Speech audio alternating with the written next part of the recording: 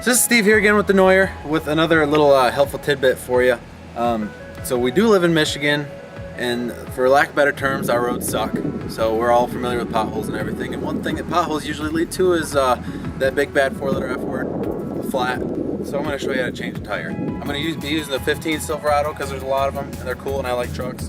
Before you do anything on any vehicle, always consult your owner's manual. This particular piece of information starts on section 10-78 if anybody wants to follow along. So every vehicle's got its own unique set of tools. This one just happens to be under the back seat, super easy to get to, go GM. They do want us using our little wheel chocks, so for the purpose of demonstration we're going to pretend that this tire is flat. Obviously it's not, but for demonstration, flat as a pancake. So I'm going to go put these under the opposite tire on the vehicle, just like the direction safety. To prevent this beautiful piece of machinery from rolling away, we are going to use these little wheel chocks. We're going to sit one behind the tire, one in front. Give it a nice little love tap, make sure she's not going to go anywhere. We're set. So one of the first things you want to do is loosen the lug nuts. Don't take them all the way out. Don't ask me how I know this. Once you get it up in the air, it gets a little bit harder to hold the tire and take all them bad boys off. So we're going to do this in a star pattern, just like you put them on.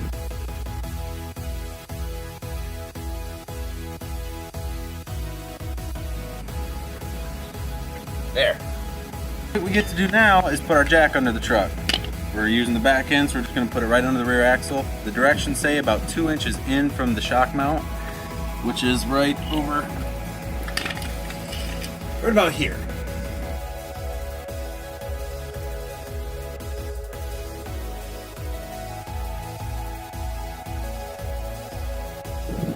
So once you got this guy set, make sure it's in a safe spot. Make sure it's not going to move anywhere or anything. You always want to be safe. You always want to not stick your fingers where they don't belong or you won't have it.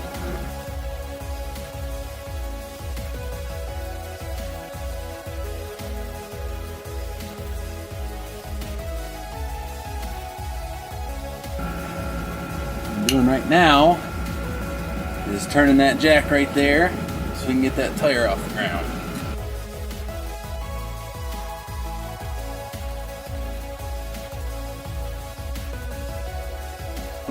On this particular pickup, our spare tire is under the bed here, and the way you get to that, pop this little cover off, so people don't steal your back tire, you need a key.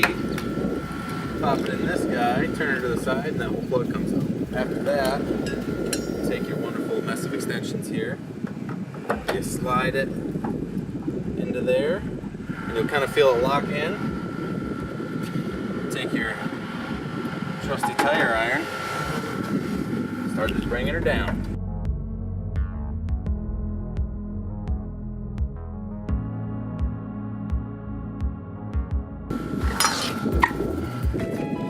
And that's how we get our spare. You always want to be sure to wrap this back up so that little guy ain't dangling there.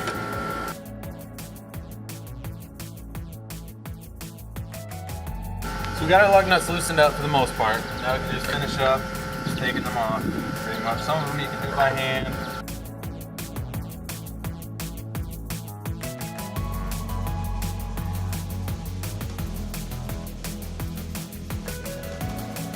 Grab our spare. Lift with your legs, not your back.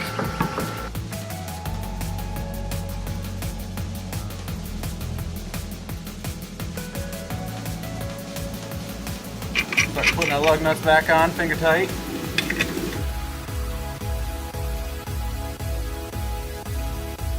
I'll snug them up a little bit with the tire iron.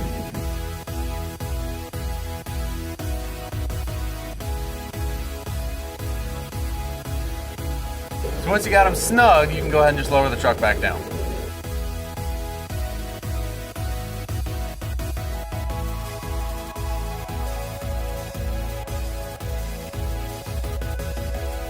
Alright, so once you're back on the ground, you want to go ahead and just, in a star pattern, go ahead and tighten these all the way up.